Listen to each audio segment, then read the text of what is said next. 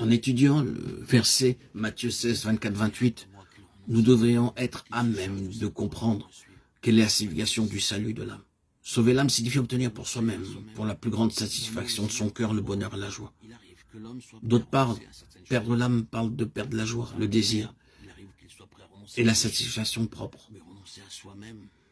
D'où perdre l'âme qui demande de renoncer à soi-même et de porter la croix, est en définitive non pas ce que nous appelons d'ordinaire périr. Au lieu de cela, le Seigneur nous montre que sauver son âme consiste à ne pas renoncer à soi-même, à ne pas se charger de la croix. Ce concept n'a pas de rapport avec l'idée courante de sauver ou de périr.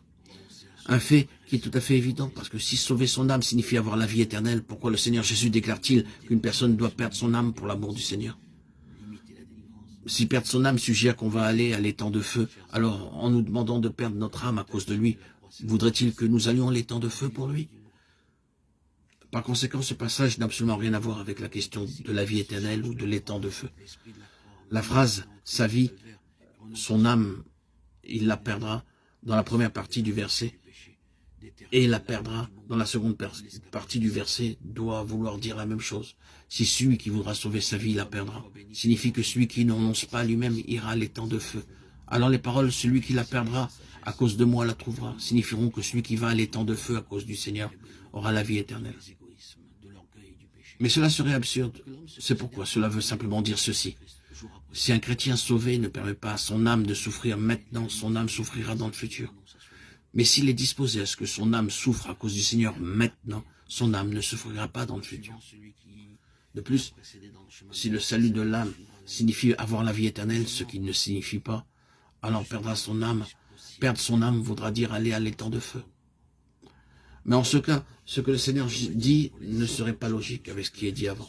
Car le Seigneur parle ici aux disciples qui ont déjà la vie éternelle. Et nous savons qu'un non-chrétien ne peut renoncer à soi-même, ni porter sa croix, ni suivre le Seigneur.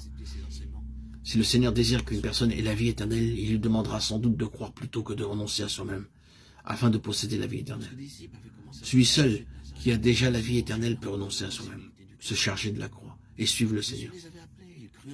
Car un pécheur qui ne possède pas encore la vie éternelle, ce qu'il doit faire, ce n'est pas d'essayer de suivre le Seigneur, mais de croire dans le Seigneur.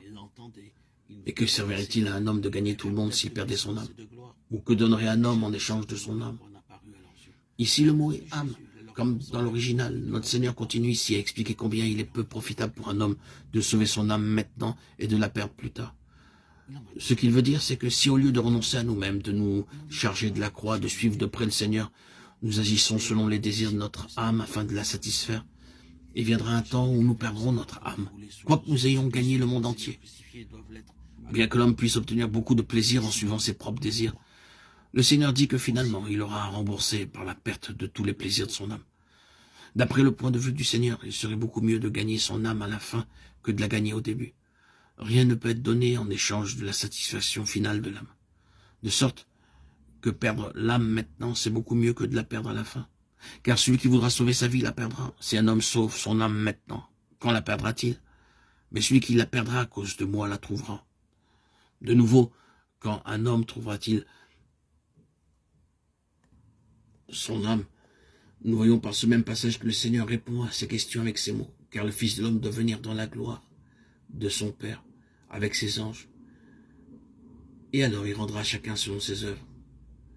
Selon ses œuvres signifie selon ce que chacun fait dans cette vie présente.